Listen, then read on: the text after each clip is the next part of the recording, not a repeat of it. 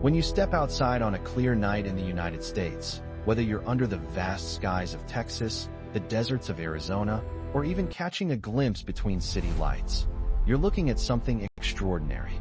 Thousands of stars scattered across the darkness. But what's even more fascinating is what you can't see. Around many of those distant stars, entire worlds are quietly orbiting.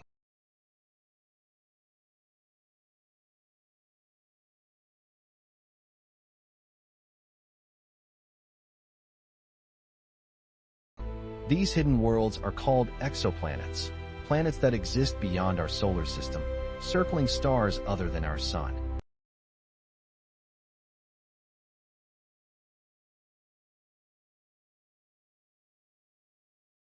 It sounds simple, but that idea opens the door to one of the biggest questions humanity has ever asked. Are we alone? Each of these distant planets is its own world, with unique conditions, temperatures, and possibly even life. Studying them isn't just about curiosity, it's about understanding our place in the universe. Is Earth something incredibly rare, a lucky accident in a cosmic lottery?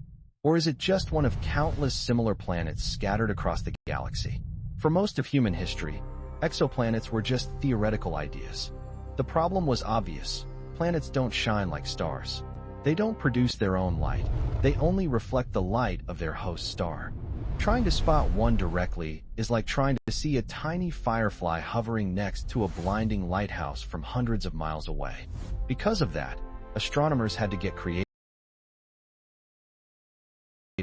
Instead of trying to see these planets directly, they developed indirect ways to detect them. The most successful of these is known as the transit method. It works on a surprisingly simple principle. When a planet passes in front of its star, from our point of view, it blocks a tiny fraction of the star's light. Sensitive instruments can detect that slight dimming. Imagine watching a distant streetlight and noticing a small insect briefly passing in front of it. The light dips ever so slightly. That's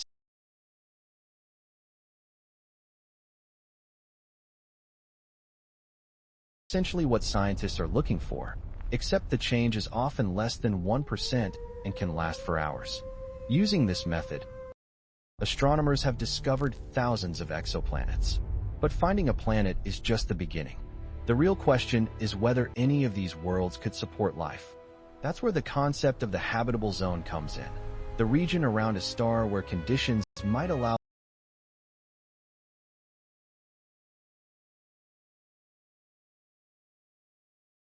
liquid water to exist on a planet's surface.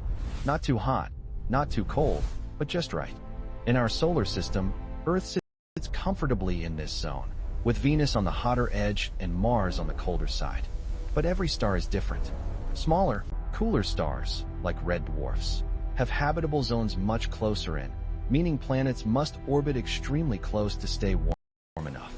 That closeness creates new challenges. Many of these planets become tidally locked, meaning one side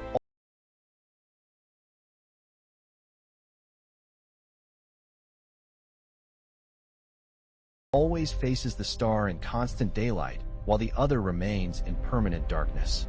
One side could be scorching hot, while the other freezes. And distance alone isn't enough to determine habitability. A planet also needs the right size. Too small, and it can't hold onto an atmosphere. Too large, and it becomes a gas giant with no solid surface. Ideally, a habitable planet would fall somewhere between the size of Mars and about twice the mass of Earth. But size isn't everything. A stable climate likely requires geological activity like plate tectonics, which helps regulate carbon levels in the atmosphere. An atmosphere itself is critical, not just for maintaining temperature, but for shielding the surface from harmful radiation.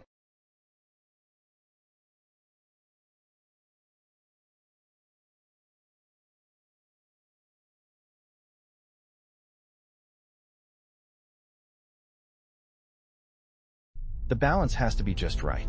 Too many greenhouse gases, and the planet turns into something like Venus, with surface temperatures hot enough to melt lead. Too few, and it becomes a frozen wasteland like Mars. And even if all these conditions are met, there's still the question of water. Liquid water is considered essential for life as we know it, but detecting it on distant planets is incredibly difficult. A planet might sit in the habitable zone and still be completely dry, or it could hide oceans beneath thick layers of ice, invisible to our instruments. Despite these challenges, scientists have identified several exoplanets that look promising at first glance. These worlds are roughly Earth-sized and located within their stars' habitable zones. But when researchers take a closer look, the picture becomes far more complicated. Take Proxima Centauri b, for example, the closest known exoplanet to Earth, just over 4 light-years away. It orbits a small red dwarf star and sits within the habitable zone. With a mass slightly greater than Earth's, it could be a rocky planet. On paper, it sounds like a perfect candidate, but reality tells a different story. The planet orbits its star in just 11 days, meaning it's extremely close. That likely makes it tidally locked. Even more concerning is the star itself, which is highly active and unleashes powerful radiation bursts far stronger than anything our sun produces. These intense flares could strip away the planet's atmosphere entirely, leaving its surface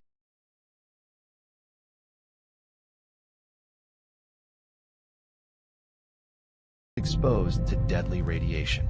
Without protection, Proxima Centauri b might be less of a second Earth and more of a barren, lifeless world. Then there's the TRAPPIST, one system located about 40 light-years away. This system captured global attention when scientists discovered 7 Earth-sized planets orbiting a single ultra-cool star.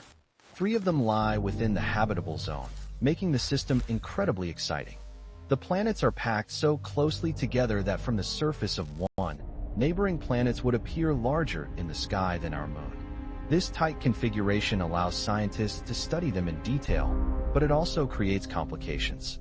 The gravitational interactions between the planets are complex, and the host star is even more active than Proxima Centauri.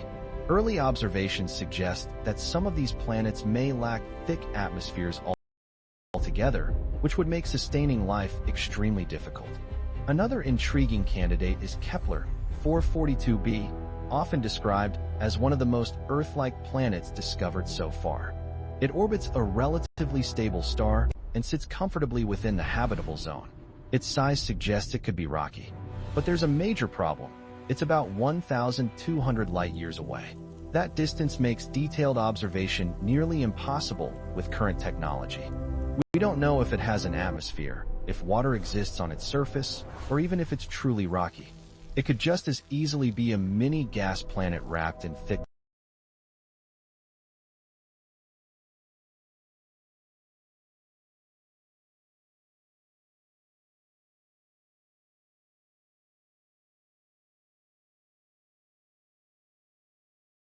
clouds. For now, it remains more of a statistical possibility than a confirmed Earth-like world. This highlights a critical distinction. There's a big difference between a planet being potentially habitable and actually being habitable. Being in the habitable zone only means that temperatures could allow liquid water under the right conditions.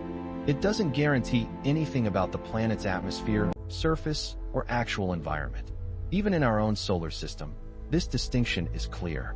Venus lies near the inner edge of the habitable zone, but is a scorching inferno due to a runaway greenhouse effect. Mars sits near the outer edge, but is cold and dry, with an atmosphere too thin to support liquid water on the surface.